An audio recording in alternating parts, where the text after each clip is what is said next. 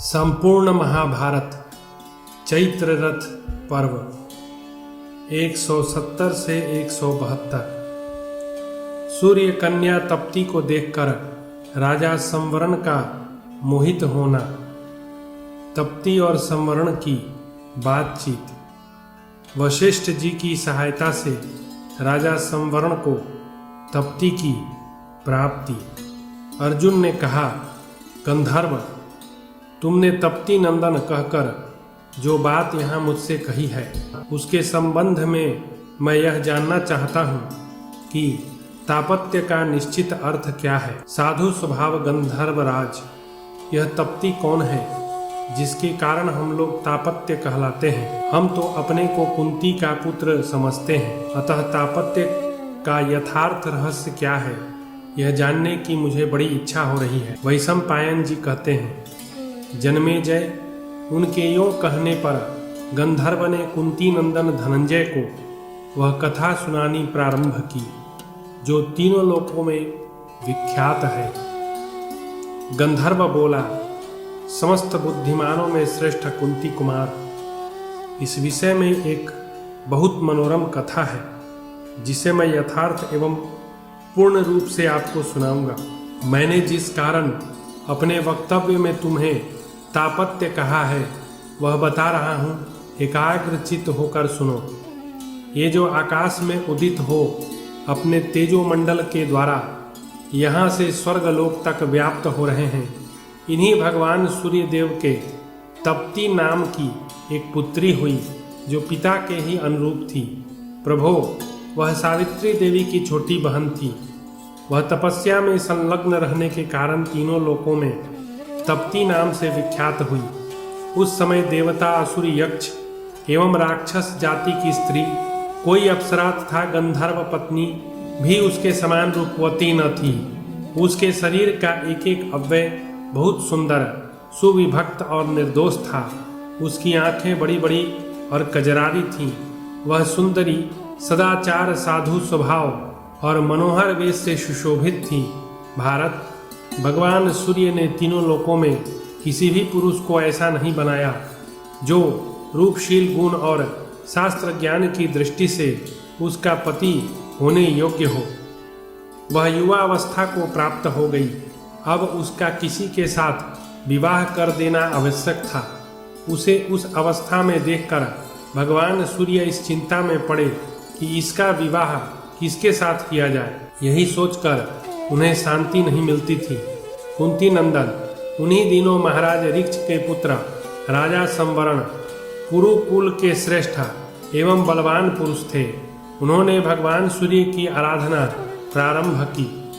पौरव नंदन वे मन और इंद्रियों को संयम में रखकर पवित्र हो अर्घ्य, पुष्प, गंध एवं नैवेद्य आदि सामग्रियों से तथा भांति भांति के नियम, व्रत एवं तपस्याओं द्वारा बड़े भक्ति भाव से उदय होते हुए सूर्य की पूजा करते थे।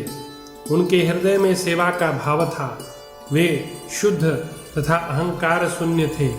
रूप में इस पृथ्वी पर उनके समान दूसरा कोई पुरुष नहीं था। वे कृतज्ञ और धर्मज्ञ थे। अतः सूर्य देव ने राजा संवरण को ही तप्ती के योग्य पति माना। कुरुनंदन, उन्होंने नृपश्रेष्ठ संवरण को, जिनका उत्तम कुल संपूर्ण विश्व में विख्यात था, अपनी कन्या देने की इच्छा की। जैसे आकाश में उदीप्त किरणों वाले सूर्यदेव अपने तेज से प्रकाशित होते हैं, उसी प्रकार पृथ्वी पर राजा संवरण अपनी दिव्य कांति से प्रकाशित थे। पार्थ, जैसे ब्रह्मवादी महर्षि उगते हुए सूर्य की आराधना करते हैं, उसी प्रकार क्षत्रिय, वैश्य आदि प्रजाएं महाराज संवरण की उपासना करती थीं। वे अपनी कमनीय कांति से चंद्रमा को और तेज से सूर्यदेव को भी तिरस्कृत करते थे। राजा संवरण मित्रों तथा शत्रुओं की मंडली में भी अपनी दिव्य शोभा से प्रकाशित होते थे। कुरुनंदन, ऐसे उत्तम गुणों से विभूषित तथा श्रेष्ठ आचार व्यवहार से युक्त राजा संवरण को भगवान सूर्य ने स्वयं ही अपनी पुत्री तप्ती को देने का निश्चय कर लिया। कुंती नंदन, एक दिन अमित पराक्रमी श्रीमान राजा संवरण पर्वत के समीपवर्ती उपवन में हिंसक पशुओं का शिकार कर रहे थे। कुंती पुत्र, शिकार खेलते समय ही राजा का अनुपम अश्व पर्वत पर भूख प्यास से पीड़ित हो मर गया। पार्थ, घोड़े की मृत्यु हो जाने से राजा संवरण पैदल ही उस पर्वत पर विचरने लगे। घूमते घूमते उन्होंने एक विशाल लोचना कन्या देखी, जिसकी समता करने वाली स्त्री कहीं नहीं थी। शत्रुओं की सेना का संहार करने वाले नृपश्रेष्ठ संवरण अकेले थे और वह कन्या भी अकेली थी। उसके पास आकर राजा एकटक नेत्रों से उसकी ओर देखते हुए खड़े रह गए। पहले तो उसका रूप देखकर नरेश ने अनुमान किया कि हो न हो यह साक्षात लक्ष्मी है। फिर उनके ध्यान में यह बात आई कि संभव है भगवान सूर्य की प्रभा ही सूर्यमंडल से च्युत होकर इस कन्या के रूप में आकाश से पृथ्वी पर आ गई हो। शरीर और तेज से वह आग की ज्वाला सी जान पड़ती थी। उसकी प्रसन्नता और कमनीय कांति से ऐसा प्रतीत होता था मानो वह निर्मल चंद्र कला हो। सुंदर कजरार नेत्रों वाली वह दिव्य कन्या जिस पर्वत शिखर पर खड़ी थी, वहां वह सोने की दमकती हुई प्रतिमा सी सुशोभित हो रही थी। विशेषतः उसके रूप और वेश से विभूषित हो वृक्ष, गुल्म और लताओं सहित वह पर्वत सुवर्णमय सा जान पड़ता था। उसे देखकर राजा संवरण की समस्त लोकों की सुंदरी युवतियों में अनादर बुद्धि हो गई। राजा यह मानने लगे कि आज मुझे अपने नेत्रों का फल मिल गया। भूपाल संवरण ने जन्म से लेकर उस दिन तक जो कुछ देखा था, उसमें कोई भी रूप उन्हें उस दिव्य किशोरी के सदृश नहीं प्रतीत हुआ। उस कन्या ने उस समय अपने उत्तम गुणमय पासों से राजा के मन और नेत्रों को बांध लिया। वे अपने स्थान से हिल-डुल तक न सके। उन्हें किसी बात की सुधबुद्धि न थी। वे सोचने लगे, निश्चय ही ब्रह्मा ने देवता, असुर, मनुष्यों सहित संपूर्ण लोकों के सौंदर्य सिंधु को मथ कर इस विशाल नेत्र वाली किशोरी के इस मनोहर रूप का आविष्कार किया होगा। इस प्रकार उस समय उसकी रूप संपत्ति से राजा संवरण ने यही अनुमान किया कि संसार में इस दिव्य कन्या की समता करने वाला दूसरी कोई स्त्री नहीं। कल्याणमय कुल में उत्पन्न हुए वे नरेश उस कल्याण स्वरूपा कामनी को देखते ही काम बाण से पीड़ित हो गए। उनके मन में चिंता की आग जल उठी। तदनंतर तीव्र कामाग्नि से जलते हुए राजा संवरण ने लज्जा रहित होकर उस लज्जाशील एवं मनोहारिणी कन्या से इस प्रकार पूछा, रभोरु, तुम कौन हो? किसकी पुत्री हो? किस लिए यहाँ खड़ी हो? पवित्र मुस्कान वाली, तुम इस निर्जन वन में अकेली कैसे विचर रही हो? तुम्हारे सभी अंग परम सुंदर एवं निर्दोष हैं। तुम सब प्रकार के दिव्य आभूषणों से विभूषित हो। सुंदरी, इन आभूषणों से तुम्हारी शोभा नहीं है, अपितु तुम स्वयं ही इन आभूषणों की शोभा बढ़ाने वाले अभीष्ट आभूषण के समान हो। मुझे तो ऐसा जान पड़ता है, तुम ना तो देवांगना हो, न असुर कन्या, न यक्ष कुल की स्त्री हो, न राक्षस वंश की, न नाग कन्या हो, न गंधर्व कन्या। मैं तुम्हें मानवी भी नहीं मानता। यौवन के मद से सुशोभित होने वाली सुंदरी, मैंने अब तक जो कोई सुंदरी स्त्रियां देखी अथवा सुनी हैं, उनमें किसी को भी मैं तुम्हारे समान नहीं मानता। सुमुखी, जब से मैंने चंद्रमा से भी बढ़कर कमनीय एवं कमल दल के समान विशाल नेत्रों से युक्त तुम्हारे मुख का दर्शन किया है, तभी से मनमंथ मुझे मथ रहा है। इस प्रकार राजा संवरण उस सुंदरी से बहुत कुछ कह गए, परंतु उसने उस समय उस निर्जन वन में उन काम पीड़ित नरेश को कुछ भी उत्तर नहीं दिया। राजा संवरण उन्मत्त की भांति प्रलाप करते रह गए और वह विशाल नेत्रों वाली सुंदरी वहीं उनके सामने ही बादलों में बिजली की भांति अंतर ध्यान हो गई। तब वे नरेश कमल दल के समान विशाल नेत्रों वाली उसे दिव्य कन्या को ढूंढने के लिए वन में सब और उन्मत्त की भांति भ्रमण करने लगे। जब कहीं भी उसे देख न सके, तब वे नृपश्रेष्ठ वहां भूत विलाप करते करते मूर्छित हो 2 घड़ी तक निश्चेष्ट पड़े रहे। गंधर्व कहता है, अर्जुन, जब तप्ती अदृश्य हो गई, तब काम मोहित राजा संवरण, जो शत्रु समुदाय को मार गिराने वाले थे, स्वयं ही बेहोश होकर धरती पर गिर पड़े। जब वे इस प्रकार मूर्छित होकर पृथ्वी पर गिर पड़े, तब स्थूल एवं विशाल श्रोणी प्रदेश वाली तप्ती ने मंद मंद मुस्कुराते हुए अपने को राजा संवरण के सामने प्रकट कर दिया। कुरुवंश का विस्तार करने वाले राजा संवरण कामाग्नि से पीड़ित हो अचेत हो गए थे। उस समय जैसे कोई हंसकर मधुर वचन बोलता हो, उसी प्रकार कल्याणी तप्ती मीठी वाणी में उन नरेश से बोली, शत्रुदमन उठिए उठिए, आपका कल्याण हो। राज सिंह, आप इस भूतल के विख्यात सम्राट हैं, आपको इस प्रकार के मोह के वशीभूत नहीं होना चाहिए। तप्ती ने जब मधुर वाणी से इस प्रकार कहा, तब राजा संवरण ने आंखें खोलकर देखा। वही विशाल नितंभों वाली सुंदरी सामने खड़ी थी।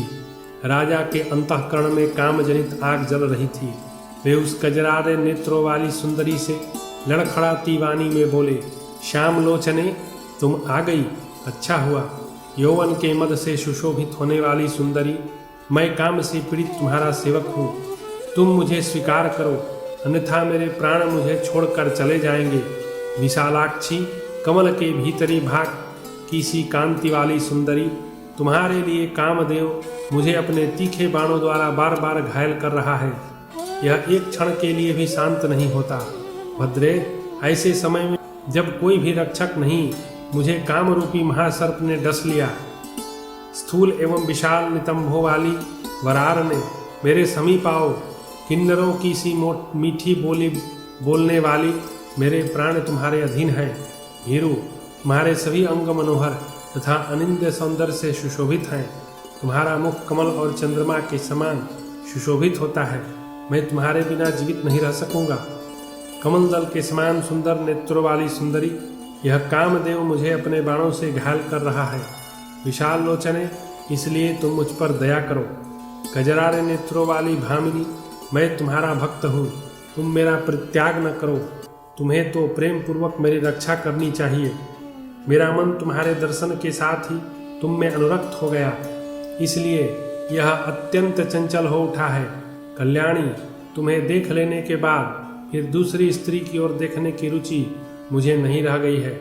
मैं सर्वथा तुम्हारे अधीन हूँ, मुझ पर प्रसन्न हो जाओ। महानुभावे, तुम मुझ भक्त को अंगीकार करो। वरारोहे, विशाल नेत्रों वाली अंगने, जब से मैंने तुम्हें देखा है, तभी से कामदेव मेरे अंतःकरण को अपने बाणों द्वारा घायल कर रहा है। कमल लोचने, तुम प्रेम पूर्वक समागम के जल से मेरे काम जनित दाह को बुझाकर मुझे आह्लाद प्रदान करो।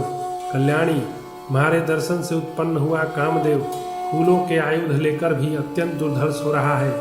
उसके धनुष और बाण दोनों ही बड़े प्रचंड हैं। वह अपने दुसा बाणों से मुझे बीध रहा है। महानुभावे, तुम आत्मदान देकर मेरे उस काम को शांत करो। वरांगने, गंधर्व विवाह द्वारा तुम मुझे प्राप्त हो। सब विवाहों में गंधर्व विवाह ही श्रेष्ठ बतलाया गया है। तप्ती ने कहा, राजन, मैं कन्या हूँ जिसके पिता विद्यमान हैं, अतः अपने इस शरीर पर मेरा कोई अधिकार नहीं है। यदि आपका मुझ पर प्रेम है तो मेरे पिताजी से मुझे मांग लीजिए। नरेश्वर, जैसे आपके प्राण मेरे अधीन हैं, उसी प्रकार आपने भी दर्शन मात्र से ही मेरे प्राणों को हर लिया है। नृपश्रेष्ठ, मैं अपने शरीर की स्वामिनी नहीं हूँ, इसलिए आपके समीप नहीं आ सकती, कारण कि स्त्रियां कभी स्वतंत्र नहीं होती। आपका कुल संपूर्ण लोकों में विख्यात है। आप जैसे भक्तवत्सल नरेश को कौन कन्या अपना पति बनाने की इच्छा नहीं करेगी। ऐसी दशा में आप यथा समय नमस्कार, तपस्या और नियम के द्वारा मेरे पिता भगवान सूर्य को प्रसन्न करके उनसे मुझे मांग लीजिए। शत्रुसूदन नरेश, यदि वे मुझे आपकी सेवा में देना चाहेंगे तो मैं आज से सदा आपकी आज्ञा के अधीन रहूंगी। क्षत्रिय शिरोमणि, मैं इन्हीं अखिल भुवन भास्कर भगवान सविता की पुत्री और सावित्री की छोटी बहन हूँ। मेरा नाम तप्ती है। गंधर्व कहता है, अर्जुन। यूँ कहकर वह अनिंद्य सुंदरी तप्ती तत्काल ऊपर आकाश में चली गई और वे राजा संवरण फिर वहीं मूर्छित हो पृथ्वी पर गिर पड़े। इधर उनके मंत्री सेना और अनुचरों को साथ लिए उन श्रेष्ठ नरेश को खोजते हुए आ रहे थे। उस महान वन में पहुंचकर मंत्री ने राजा को देखा।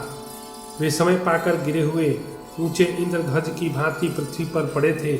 तप्ती से विमुक्ता उन महान धनुर्धर महाराज को इस प्रकार पृथ्वी पर पड़ा देख राजमंत्री ऐसे व्याकुल हो उठे मानो उनके शरीर में आग लग गई हो। वे तुरंत उनके पास जा पहुंचे। स्नेहवश उनके हृदय में घबराहट पैदा हो गई थी। राजमंत्री अवस्था में तो बड़े बूढ़े थे, बुद्धि, कीर्ति और नीति में भी बड़े चढ़े थे।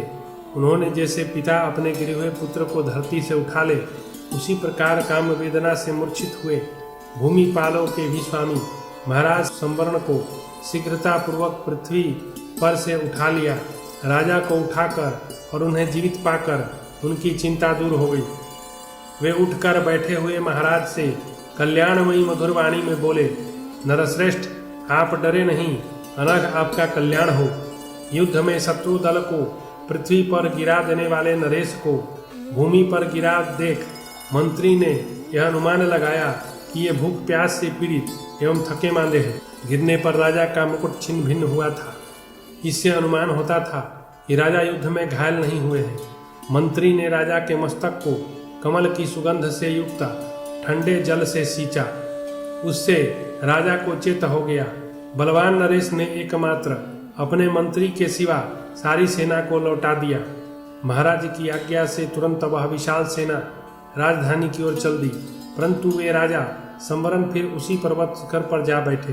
तदनंतर उस श्रेष्ठ पर्वत पर स्नान आदि से पवित्र हो भगवान सूर्य की आराधना करने के लिए हाथ जोड़कर ऊपर की ओर मुँह किए वे भूमि पर खड़े हो गए।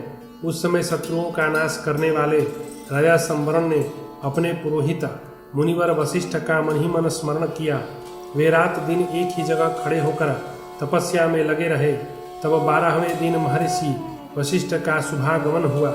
विशुद्ध अंतःकरण वाले महर्षि वशिष्ठ दिव्य ज्ञान से पहले ही जान गए थे कि सूर्य कन्या तप्ती ने राजा का चित्त चुरा लिया है। इस प्रकार मन इंद्रियों को संयम में रखकर तपस्या में लगे हुए उक्त नरेश से धर्मात्मा मुनिवर वशिष्ठ ने उन्हीं की कार्य सिद्धि के लिए कुछ बातचीत की। उक्त महाराज के देखते देखते सूर्य के समान तेजस्वी भगवान वशिष्ठ मुनि सूर्य देव से मिलने के लिए ऊपर को गए। महर्षि वशिष्ठ दोनों हाथ जोड़कर सहस्रों किरणों से सुशोभित भगवान सूर्य देव के समीप गए और मैं वशिष्ठ हूँ यूँ कहकर उन्होंने बड़ी प्रसन्नता से अपना समाचार निवेदित किया।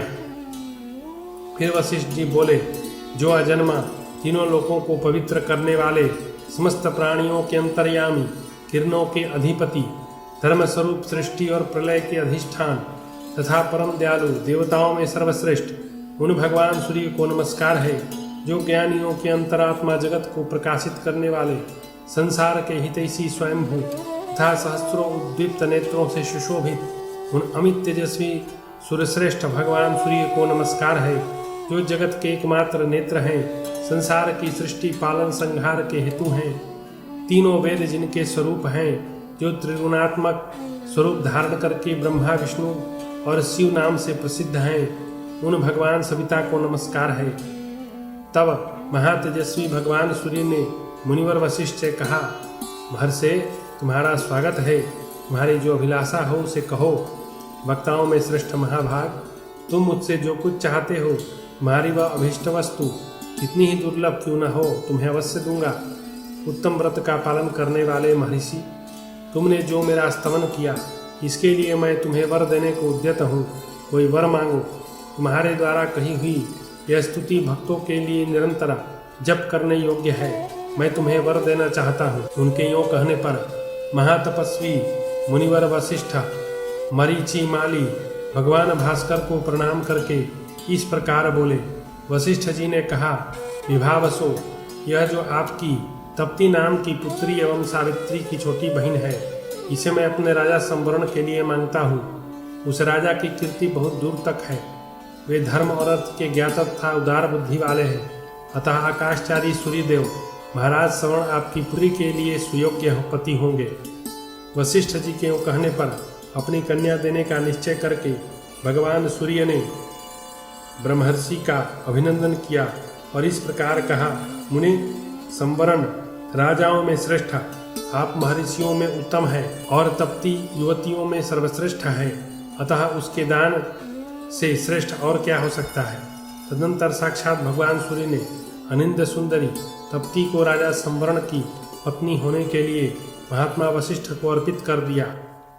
महर्षि वशिष्ठ उस कन्या को ग्रहण कर और वहां से विदा होकर वे तप्ती के साथ पुनः उस स्थान पर गए जहां विख्यात कीर्ति कुरुवंशियों में श्रेष्ठ राजा संवर्ण काम के वशीभूत हो मन ही मन तप्ती का चिंतन करते हुए बैठे थे।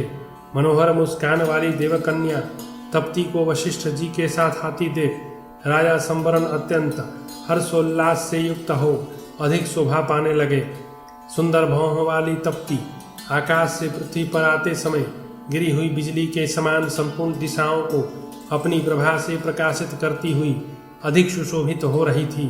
राजा ने क्लेश सहन करते हुए 12 रात तक एकाग्रचित्त होकर ध्यान लगाया था। तब विशुद्ध अंतःकरण वाले भगवान वशिष्ठ मुनि राजा के पास आए थे।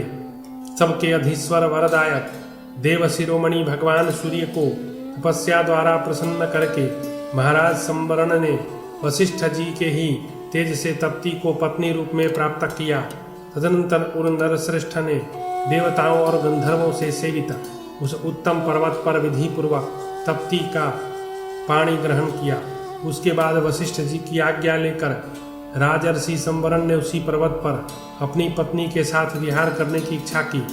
उन दिनों भूपाल ने नगर राष्ट्र वन तथा उपवनों की देखभाल एवं रक्षा के लिए मंत्री को आदेश देकर विदा किया। वशिष्ठ जी भी राजा से विदा ले अपने स्थान को चले गए। तदनंतर राजा संवरण उस पर्वत पर देवता की भांति विहार करने लगे। वे उसी पर्वत के वनों और काननों में अपनी पत्नी के साथ उसी प्रकार 12 वर्षों तक रमण करते रहे। अर्जुन, उन दिनों महाराज संवरण के राज्य और नगर में इंद्र ने 12 वर्षों तक वर्षा नहीं की। शत्रु सूदन उस अनावृष्टि के समय प्रायः स्थावर एवं जंगल सभी प्रकार की प्रजा का क्षय होने लगा।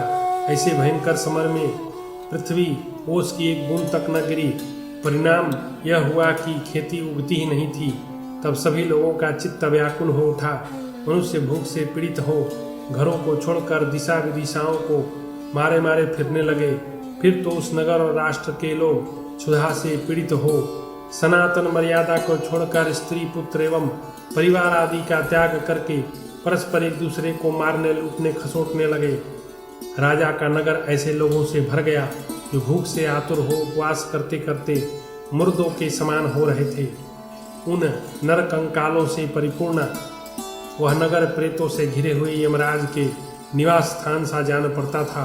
प्रजा की ऐसी दुर्अवस्था देख धर्मात्मा मुनि श्रेष्ठ भगवान वशिष्ठ ने अपने तपोबल से उस राज्य में वर्षा की। साथ ही नृपश्रेष्ठ संवरण को, जो बहुत वर्षों से प्रवासी रहे थे, तप्ती के साथ नगर में ले आए। उनके आने पर दैत्य हंता देवराज इंद्र वहां पूर्वत वर्षा करने लगे। उन श्रेष्ठ राजा के नगर में प्रवेश करने पर भगवान इंद्र ने वहां अन्न का उत्पादन बढ़ाने के लिए पुनः अच्छी वर्षा की। तब से शुद्ध अंतःकरण वाले नृपश्रेष्ठ संवरण के द्वारा पालित सब लोग प्रसन्न रहने लगे। उस राज्य और नगर में बड़ा आनंद छा गया। तदनंतर तप्ती के सहित महाराज संवरण ने सची के साथ इंद्र के समान सुशोभित होते हुए 12 वर्षों तक यज्ञ किया। गंधर्व कहता है, कुंती नंदन, इस प्रकार भगवान सूर्य की पुत्री महाभगा तप्ती आपके पूर्व पुरुष संवरण की पत्नी हुई थी, जिससे मैंने आपको तप्ती नंदन माना है। तपस्वी जनों में श्रेष्ठ अर्जुन, महाराज संवरण ने तप्ती के गर्भ से कुरु को उत्पन्न किया था। अतः उसी वंश में जन्म लेने के कारण आप लोग तापत्य हुए। भरत श्रेष्ठ, उन्हीं कुरु से उत्पन्न होने के कारण आप सब लोग कौरव तथा कुरुवंशी कहलाते हैं। उसी प्रकार कुरु से उत्पन्न होने के कारण पौरव अजमीढ़ कुल में जन्म लेने से आजमीढ़ तथा भरत कुल में उत्पन्न होने से भारत कहलाते हैं। इस प्रकार आप लोगों की वंश जननी तप्ती का सारा पुरातन वृत्तांत मैंने बता दिया। अब आप लोग पुरोहित को आगे रखकर इस पृथ्वी का पालन एवं उपभोग करें। इस प्रकार श्री महाभारत आदि पर्व के अंतर्गत चैत्र रथ पर्व में तप्ती उपाख्यान की समाप्ति से संबंध रखने वाला 170 से 172 अध्याय पूरा हुआ।